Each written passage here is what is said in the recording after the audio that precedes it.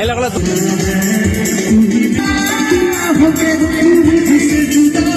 High, আমরা celebration করবো আজকে এই দিনটিকে। তো মঞ্চের গিয়ে ঝাঁকি আপনারা। সো আজকে হচ্ছে আমার বন্ধুর বিয়ে, আর বন্ধুর বিয়ে মানে তো জানোই কত আনন্দ করতে হবে।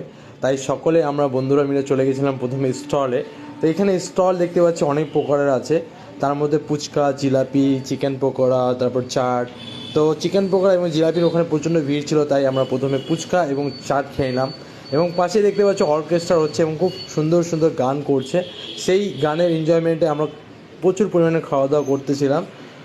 আর বন্ধু যেহেতু খুবই ব্যস্ত, তার জন্য তার সাথে আর দেখা করতে যায়নি, বিকজ সে তার রিলেটিভদের সাথে প্রচণ্ড পরিমাণে ব্যস্ত। আর আমরা যেহেতু বন্ধু বান্ধব, তো সেটার কোনো যায় আসে না।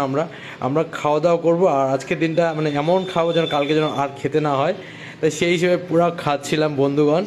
আর চাটটা ছিল অসাধারণ, খুবই খুবই টেস্টি। চাট খাওয়ার সাথে সাথে আমরা চলে গেলাম খেতে, এবং কি বলবো, আর চলে গেছিলাম ভাত ডাল, যেহেতু ঠাকুরের ডাল রাজবংশীদের ফেভারিট, তো ঠাকুরের ডাল দিয়ে প্রচুর পরিমাণে ভাত খেয়ে নিয়েছিলাম। আর এই পাশে দেখতে পাচ্ছ আমি, দীপঙ্কর আর দুটো বন্ধু আমাদের সাথেই বসছিল। আর